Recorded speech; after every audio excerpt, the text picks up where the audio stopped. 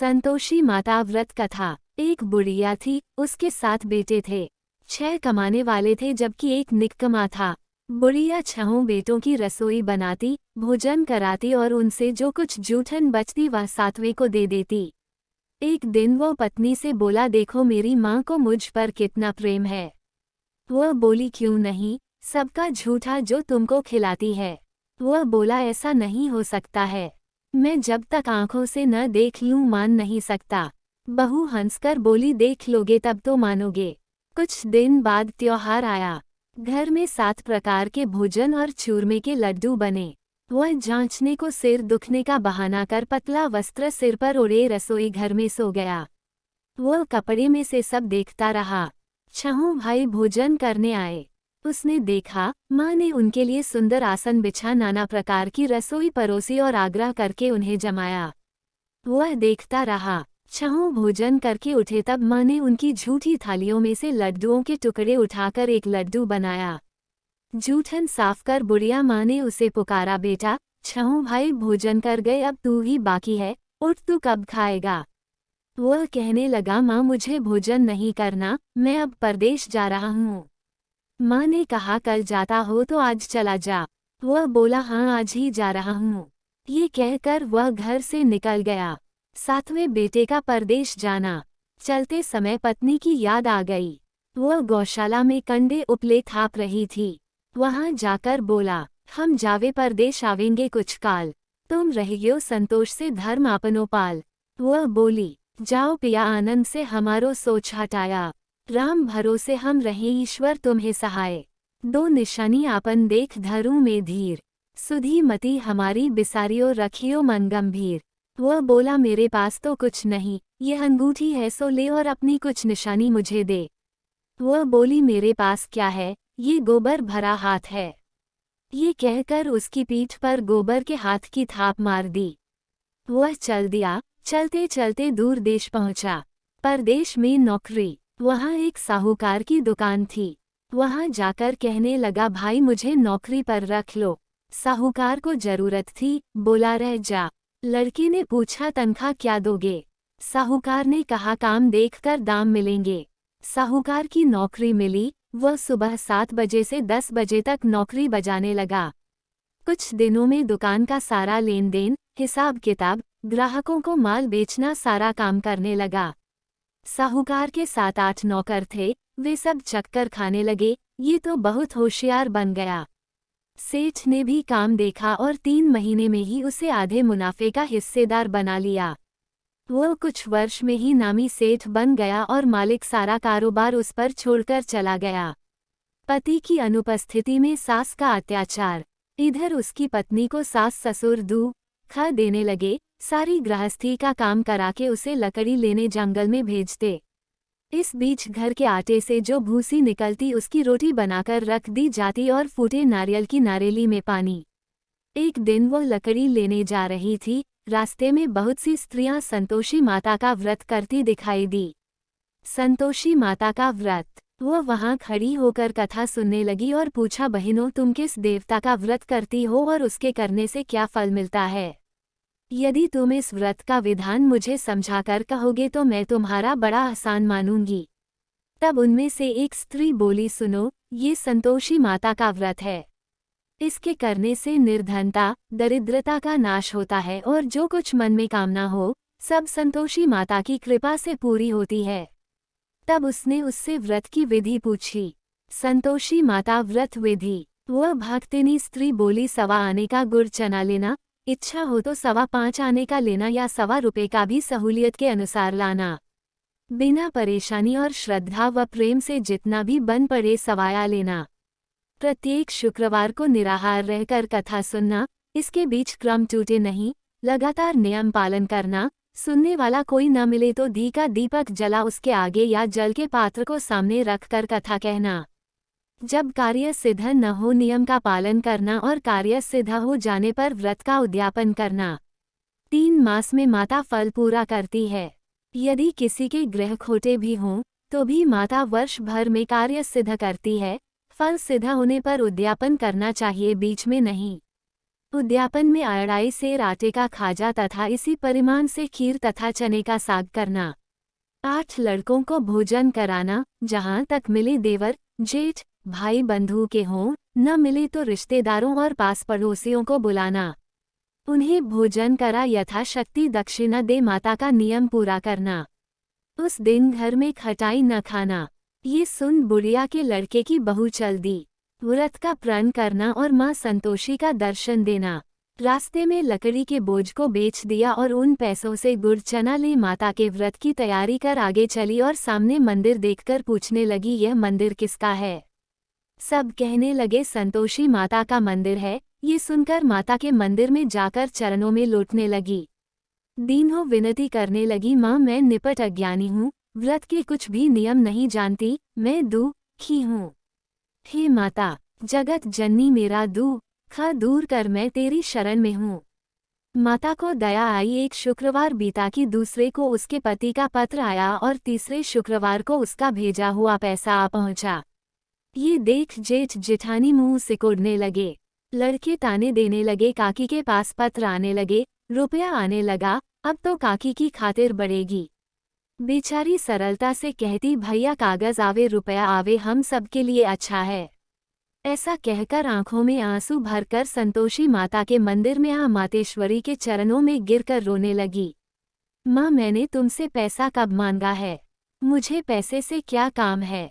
मुझे तो अपने सुहाग से काम है। मैं तो अपने स्वामी के दर्शन मांगती हूँ। तब माता ने प्रसन्न होकर कहा, जा बेटी तेरा स्वामी आएगा। ये सुनकर खुशी से बावली होकर घर में जा काम करने लगी। अब संतोषी माँ विचार करने लगी, इस भोली पुत्री को मैंने कह तो दिया कि तेरा पति आएगा, लेकिन कैसे? वह तो इसे स्वप्न में भी याद नहीं करता। उसे याद दिलाने को मुझे ही जाना पड़ेगा। इस तरह माताजी उस बुढ़िया के बेटे के पास जा स्वप्न में प्रकट हो कहने लगी, साहूकार के बेटे सो रहा है या जागता है? वह कहने लगा, माता सोता भी नहीं जागता भी नहीं हूँ, कहो क्या आ गया है? माँ कहने लगी, तेरे घर बार कुछ है कि नहीं? वह बोला, मेरे पास सब कुछ है, माँ बाप है बहू है, क्या कमी है? माँ बोली, भोले पुत्र तेरी बहू घोर कष्ट उठा रही है, तेरे माँ बाप उसे परेशानी दे रहे हैं। वह तेरे लिए तरस रही है, तू उसकी सुध ले। वह बोला, हाँ माताजी ये तो मालूम है, परंतु जाऊं तो कैसे? परदेश की बात है, लेन देन का कोई हिसाब नहीं, कोई जाने का रास्ता नहीं आता, कैसे चला जाऊं? माँ कहने लगी, मेरी बात मान, सवेरे नहा धोकर संतोषी माता का नाम ले, घी का दीपक जला दंडवत कर दुकान पर जा बैठ। देखते देखते सारा लेन देन चुक जाएगा, जमा का माल बिक जाएगा, सांझ होते होते धन का भारी ढेर लग जाएगा। अब बूढ़े की बात मानकर वह नहा धोकर संतोषी माता को दंडवत घी का दीपक जला दुकान पर जा बैठा। थोड़ी देर में देने वाले रुपया लाने लगे, लेने वाले हिसाब लेने लगे। कोठे में भरे सामान के खरीददार नकद दाम दे सौदा करने लगे। शाम तक धन का भारी ढेर लग गया। मन में माता का नाम ले चमत्कार देख प्रसन्न हो घर ले जाने के वास्ते गहना कपड़ा सामान खरीदने लगा। यहाँ काम से निपट तुरंत घर को रवाना हुआ। उधर उसकी पत्नी जंगल में लकड़ी लेने जाती है, लौटते वक्त माताजी के मंदिर में विश्राम करती। वो तो उसके प्रतिदिन रुकने का जो स्थान ठहरा, धूल उड़ती देख वो माता से पूछती है, हे माता ये धूल कैसे उड़ रही है? माता कहती है, हे पुत्री तेरा पति आ रहा है। अब तू ऐसा कर, लकड़ियों के 3 बोझ बना ले, एक नदी के किनारे रख और दूसरा मेरे मंदिर पर व तीसरा अपने सिर पर। तेरे पति को लकड़ियों का गट्ठर देख मोह पैदा होगा, वह यहाँ रुकेगा, नाश्ता पानी खाकर माँ से मिलने जाएगा। तब तू लकड़ियों का बोझ उठाकर जाना और चौक में गट्ठर डालकर जोर से आवाज लगाना, लो सासू जी लकड़ियों का गट्ठर लो, भूसी की रोटी दो, नारियल के खेपड़े में पानी दो, आज मेहमान कौन आया है? माताजी से बहुत अच्छा कहकर वह प्रसन्न मन से लकड़ियों के 3 गट्ठर बनाई, एक नदी के किनारे पर और एक माताजी के मंदिर पर रखा। इतने में मुसाफिर आ पहुंचा। सूखी लकड़ी देख उसकी इच्छा उत्पन्न हुई कि हम यहीं पर विश्राम करें और भोजन बनाकर खा पीकर गांव जाएं। इसी तरह रुककर भोजन बना, विश्राम करके गांव को गया। सबसे प्रेम से मिला, उसी समय सिर पर लकड़ी का गट्ठर लिए वह उतावली सी आती है।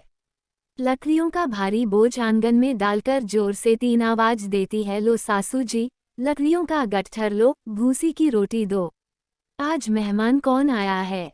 ये सुनकर उसकी सास बाहर आकर अपने दिए हुए कष्टों को भुलाने हेतु कहती है, बहू ऐसा क्यों कहती है? तेरा मालिक ही तो आया है। आ बैठ, मीठा भात खा, भोजन कर, कपड़े गहने पहन। उसकी आवाज सुन उसका पति बाहर आता है। अंगूठी देख व्याकुल हो जाता है। माँ से पूछता है, माँ ये कौन है? माँ बोली, बेटा ये तेरी बहू है। जब से तू गया है तब से सारे गांव में भटकती फिरती है। घर का कामकाज कुछ करती नहीं, 4 पहर आकर खा जाती है। वह बोला, ठीक है माँ, मैंने इसे भी देखा और तुम्हें भी। अब दूसरे घर की ताली दो, उसमें रहूंगा। माँ बोली, ठीक है, जैसी तेरी मर्जी। तब वो दूसरे मकान की तीसरी मंजिल का कमरा खोल सारा सामान जमाया। एक दिन में राजा के महल जैसा ठाट बाट बन गया। अब क्या था, बहू सुख भोगने लगी। इतने में शुक्रवार आया। शुक्रवार व्रत के उद्यापन में हुई भूल, किया खटाई का इस्तेमाल।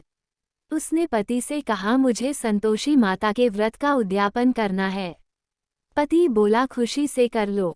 वह उद्यापन की तैयारी करने लगी। जेठानी के लड़कों को भोजन के लिए कहने गई। उन्होंने मंजूर किया, परंतु पीछे से जेठानी ने अपने बच्चों को सिखाया, देखो, भोजन के समय खटाई मांगना, जिससे उसका उद्यापन पूरा न हो। लड़के जीमने आए खीर खाना पेट भर खाया, परंतु बाद में खाते ही कहने लगे, हमें खटाई दो, खीर खाना हमको नहीं भाता, देखकर अरुचि होती है। वह कहने लगी, भाई खटाई किसी को नहीं दी जाएगी, ये तो संतोषी माता का प्रसाद है। लड़के उठ खड़े हुए, बोले, पैसा लाओ। भोली बहू कुछ जानती नहीं थी, उन्हें पैसे दे दिए। लड़के उसी समय हट करके इमली खटाई ले खाने लगे। ये देखकर बहू पर माताजी ने कोप किया। राजा के दूत उसके पति को पकड़ कर ले गए। जेठ जेठानी मन माने वचन कहने लगे, लूट लूट कर धन इकट्ठा कर लाया है, अब सब मालूम पड़ जाएगा जब जेल की मार खाएगा। बहू से यह सहन नहीं हुए। माँ संतोषी से मांगी माफी। रोती हुई माताजी के मंदिर गई, कहने लगी, हे माता, तुमने क्या किया? हंसा कर अब भक्तों को रुलाने लगी। माता बोली, बेटी तूने उद्यापन करके मेरा व्रत भंग किया है। वह कहने लगी, माता मैंने कुछ अपराध किया है, मैंने तो भूल से लड़कों को पैसे दे दिए थे, मुझे क्षमा करो, मैं फिर तुम्हारा उद्यापन करूंगी। माँ बोली, अब भूल मत करना। वह कहती है, अब भूल नहीं होगी, अब बतलाओ वे कैसे आवेंगे? माँ बोली, जा पुत्री, तेरा पति तुझे रास्ते में आता मिलेगा। वह निकली, राह में पति आता मिला। वह पूछी, कहाँ गए थे? वह कहने लगा, इतना धन जो कमाया है उसका टैक्स राजा ने मांगा था, वह भरने गया था। वह प्रसन्न हो बोली, भला हुआ, अब घर को चलो। कुछ दिन बाद फिर शुक्रवार आया। फिर किया व्रत का उद्यापन। वह बोली, मुझे फिर माता का उद्यापन करना है। पति ने कहा, करो। बहू फिर जेठ के लड़कों को भोजन को कहने गई। जेठानी ने 1-2 बातें सुनाई और सब लड़कों को सिखाने लगी, तुम सब लोग पहले ही खटाई मांगना। लड़के भोजन से पहले कहने लगे, हमें खीर नहीं खानी, हमारा जी बिगड़ता है, कुछ खटाई खाने को दो। वह बोली, खटाई किसी को नहीं मिलेगी, आना हो तो आओ। वह ब्राह्मण के लड़के लाकर भोजन कराने लगी, यथाशक्ति दक्षिणा की जगह एक एक फल उन्हें दिया। संतोषी माता प्रसन्न हुई। संतोषी माता का फल, माता की कृपा होते ही 9वें मास में उसके चंद्रमा के समान सुंदर पुत्र प्राप्त हुआ। पुत्र को पाकर प्रतिदिन माता जी के मंदिर को जाने लगी। माँ ने सोचा, ये रोज आती है, आज क्यों न इसके घर चलूं। यह विचार कर माता ने भयानक रूप बनाया, गुड़ चने से सना मुख, ऊपर सूंड के समान होठ, उस पर मक्खियां भिन भिन कर रही थी। देहली पर पैर रखते ही उसकी सास चिल्लाई, देखो रे, कोई चुड़ैल डाकिन चली आ रही है, लड़कों इसे भगाओ, नहीं तो किसी को खा जाएगी। लड़के भगाने लगे, चिल्लाकर खिड़की बंद करने लगे। बहू रोशनदान में से देख रही थी, प्रसन्नता से पगली बन चिल्लाने लगी, आज मेरी माताजी मेरे घर आई है। वह बच्चे को दूध पीने से हटाती है। इतने में सास का क्रोध फट पड़ा। वह बोली, क्या उतावली हुई है? बच्चे को पटक दिया। इतने में माँ के प्रताप से लड़के ही लड़के नजर आने लगे। वह बोली, माँ, मैं जिसका व्रत करती हूँ ये संतोषी माता है। सबने माता जी के चरण पकड़ लिए और विनती कर कहने लगे, हे माता, हम मूर्ख हैं, अज्ञानी हैं, तुम्हारे व्रत की विधि हम नहीं जानते, व्रत भंग कर हमने बड़ा अपराध किया है, जगमाता आप हमारा अपराध क्षमा करो। इस प्रकार माता प्रसन्न हुई। बहू को प्रसन्न हो जैसा फल दिया वैसा माता सबको दे, जो पड़े उसका मनोरथ पूर्ण हो। बोलो संतोषी माता की जय।